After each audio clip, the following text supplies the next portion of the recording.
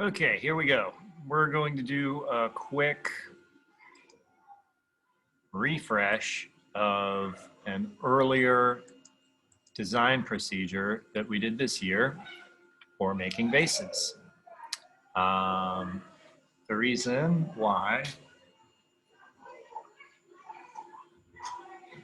is that we have some nice shiny new filaments to print our vases in. And since we have nice shiny new filaments, you can't quite see them here, but this one's gold and this one's copper. I went back, and when we did this before, they didn't turn out quite right. They wouldn't print correctly. So I've adjusted the instructions a little bit, and now we're going to try again. So I would like you to give this a shot, and we definitely will get the results to you and print them nice and big. Hopefully it'll be a nice piece to remember the work we've done this year. So on Tinkercad, I'm going to go over to Create New Design. And you should be able to log into Tinkercad with your school email. First name, last initial. And if you're having trouble logging into Tinkercad, you can always use the school account, which is WCCYGVVC7RMC.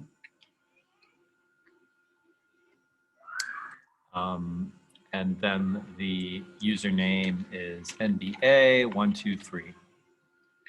So go ahead and rewind and take a look at those. You would hit the green button, join a class, if you wanted to use the shared account. Otherwise, you can just log in with Gmail, use your school email, and the password is the same that you use to log in. If you're having problems logging into Tinkercad, please just drop me a quick email and let me know, and we'll work it out. So I'm gonna press the blue button to create new design. If you remember from earlier this year, we used the scribble tool to make a vase. You're gonna wanna choose one of these lines to kind of be your center line so that it sort of guides how you're making your vase. The line that we draw is going to be the side of the vase, and you can't have any lines that look like this, because a line that's horizontal or straight across from left to right is going to kind of mess up the print. So your line kind of has to have a gentle kind of curve to it. And then you need a tail. The tail should go out as long as the print. So if here's my center line, if my print went out 2 boxes, my tail needs to go out 2 boxes. I'm now going to fill in half of the vase. So you could fill it in with your pencil tool if you want. That's going to take a little while. Or you can use this star shape to very quickly just kind of go over the line that you made to fill in half of the vase. You don't want more than half of it filled in. Otherwise, your design will look a little different than you think. So this is the edge that's going to control what the vase looks like. If you want to use the pencil to make little changes to it, you can smooth some things out. Again, the line should not be too dramatic. There shouldn't be any rapid movements. All right, just assume that it's going to work out there. I'm going to go ahead and hit done. Now I'm going to press the duplicate and repeat button. It's right by the trash can. This is the button that we're going to use for this project. Duplicate and repeat.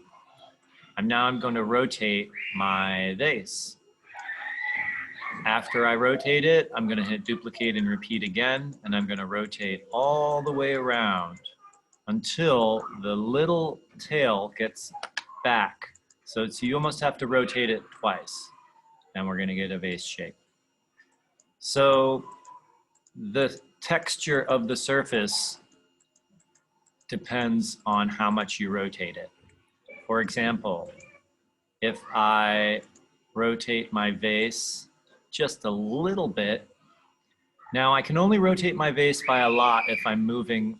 Notice where my mouse pointer is, it's inside the circle.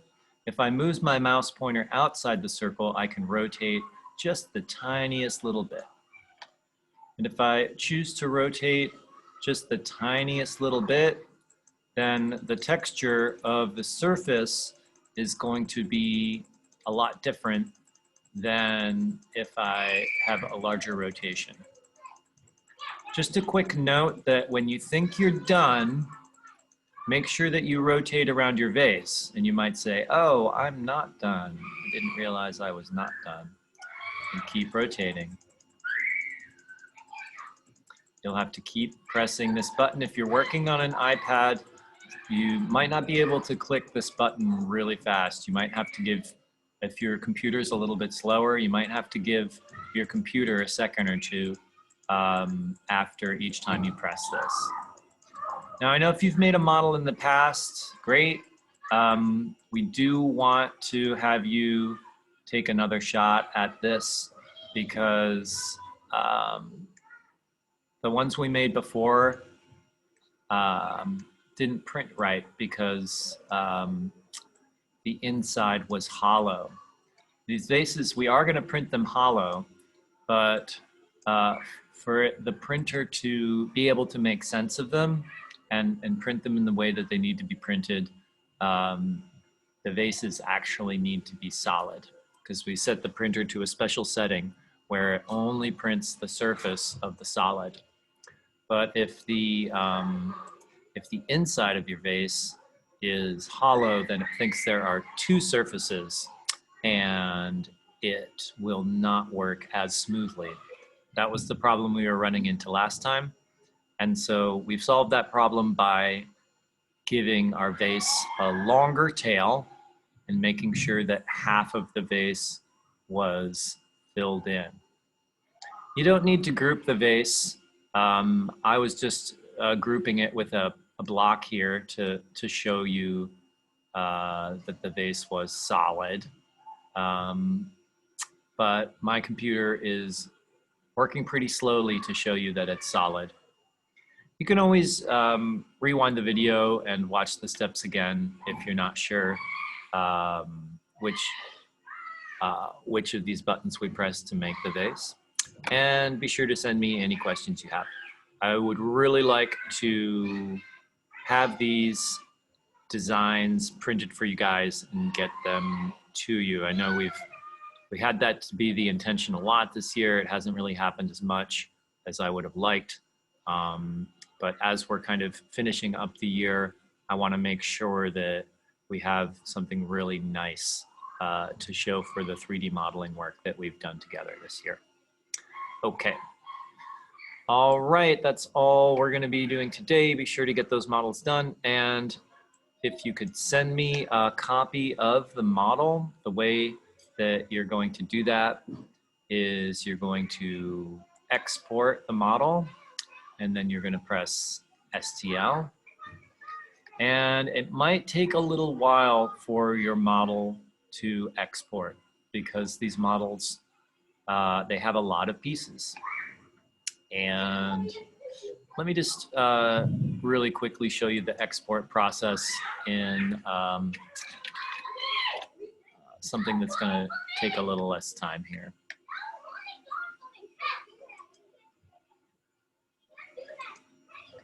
So let's say you wanted to send the model to be printed.